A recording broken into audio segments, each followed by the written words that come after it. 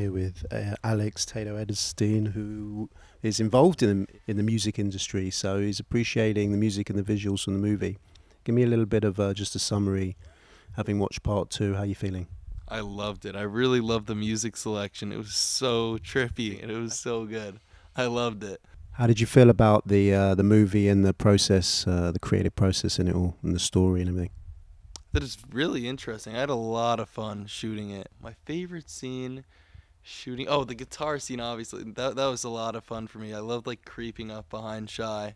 That was a lot of fun. It was such a funny scene. How do you rate the visuals and stuff, and some of the stuff with the hamster?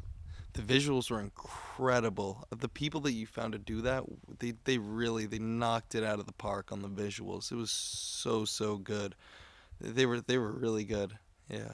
If we go back over like the creative process, if you remember, we started off with some of those sessions in the studio. We were doing the blacklight painting, then we sort of did the collages, and from the collages we got the story, and then from the story we started plotting out the movie. So just give me like a little bit of feedback on the whole creative process from where we started to where things ended up. I really enjoyed the beginning of the creative process. The area we were in was super duper peaceful. It had a very peaceful feeling to it. It was very colorful. I just felt at home in that area. I really had a great time doing the what was the painting called again? The color, what was it called? It's like black light. Blacklight. It was really. Do we still have those drawings, by the way?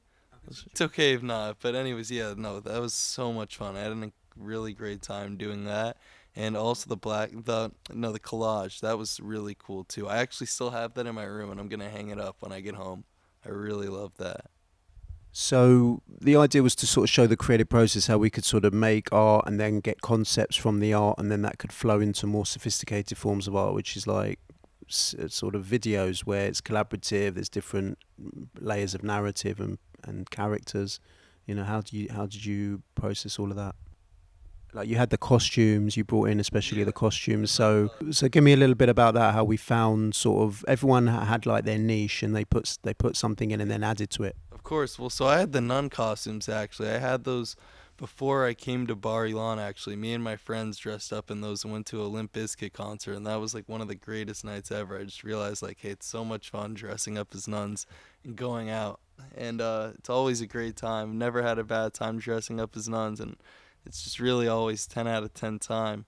And I think it really fit extremely well in the movie because it kind of like gives a an Illuminati aspect into it and just more of a plot. And it's yeah, I think it fit really well. Any closing words? Any closing words? How does creativity influence your life? How do you see it going forward in things that you want to do in your life? Things that I want to do. Potentially start to make music one day, or definitely I really want to start playing more instruments and reading a lot more and just getting it more into philosophy. I feel like that has a lot to do with it too. And yeah, that's I think, Study some of those things. yeah, I really want to study philosophy and Philosophy of music. yeah, philosophy of music would be incredible to study. Yeah. Reggae would be really cool. Classic rock would be super duper fascinating. That hip hop, all the good stuff. Reggae, yeah. I love Bob Marley.